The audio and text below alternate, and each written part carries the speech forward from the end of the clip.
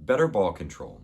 What does that mean, and how do we add that into our game? Well, first and foremost, to break it down specifically, it's that whenever you receive the ball will stay safe. You will take great touches on the ball. It'll stay under your frame until you're ready to either move forward and take a shot or pass it off to a teammate. There are ways that we can train this and build this into our game. Now, some people think that you're just kind of born with it and that's just the way it's going to be. And for the most part, okay, yes, you are going to see where there are people with a higher talent level of this skill, ball control. But it's definitely something that you can train into your game to make yourself a lot better. So I challenge you to train this every single day because you will see outstanding growth with your ability to control the ball. So step number one is to keep the ball under your frame at all times. Yes, because whenever it's under my frame, I know that I have control. Whenever I let it roll 1 to 2 feet away from me, or I put it closer to a defender farther away from me, I no longer have control. And a good rule of thumb for if I have control is if somebody is coming close to me to take the ball, do I have the ability to move the ball from my frame into the direction that I want to go immediately? Now, immediately is the most important thing because if we have to take 2 to 3 steps to get back to the ball to make a move, then oftentimes the defender will already take the space and take the ball away from you. So you want to make sure that you can move the ball as quickly as you can, but immediately. And so it being under your frame and you feeling confident with the ball close to you is really going to be the make or break of if you have that ball in your control. Now, say you've done everything right in that regard. We kept control of the ball was under my frame, and I was able to keep it safe. Now, again, as we just pointed out, the next step would be how effectively you can pass it and or take a shot. Because at the end of the day, the only reason why we're trying to keep the ball safe is so that we can score or we can help a teammate score. That's pretty much the whole gist of it. This is where we get to the next phase of our ball control mastery. And so what you want to make sure that you can do is that you can shoot and pass effectively. But here's the trick. There's 2 things that you can focus on to make sure that your shots and your passes are outstanding. And here they are. The first is that your plant foot, whichever foot that you are stepping with beside the ball, is aligned with where you want it to go. And when I say aligned with, I mean that it is pointing at exactly where you want that ball to go. Because the next part is you have to align your hip, keep your hip in the proper direction of where you are trying to get that ball to go. Now, if I kick the ball and I bring my hip all the way pointed over here, then that ball is going to go all the way over there. But if whenever I kick it, my plant foot is pointed straight ahead, and whenever I bring my hip through, my hips are pointed straight ahead, then that ball is going to go right where I'm pointing at, right where I'm aligned to. And so this is how we make sure that our passes and our shots are extremely accurate and as well as extremely strong. And that's how we want to play. That's how we want to build this quality and ball control into our game, because if it's under my frame and at any second I can quickly pass or shoot from the hip, then I am going to be a very fast player, a very accurate player, and people will describe me as having very good ball control.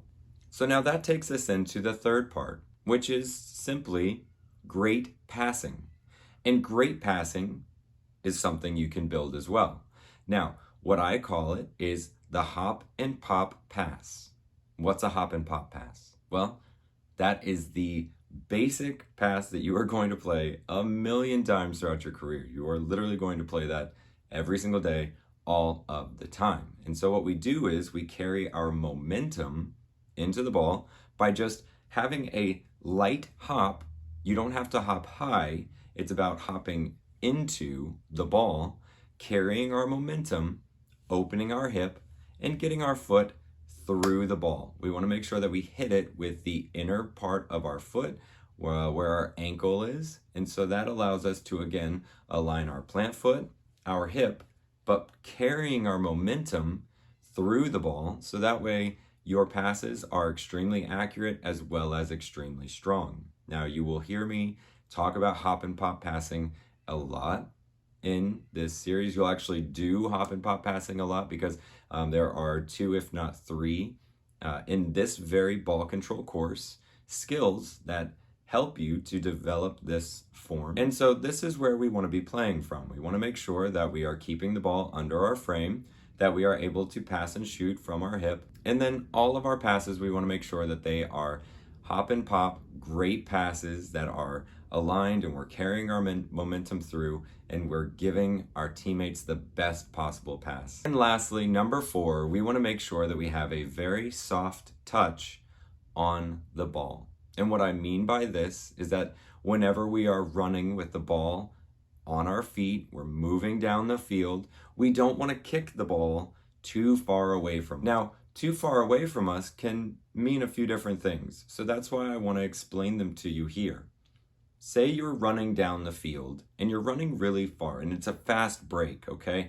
You have the ball, you're out in front, everybody's behind you trying to catch you.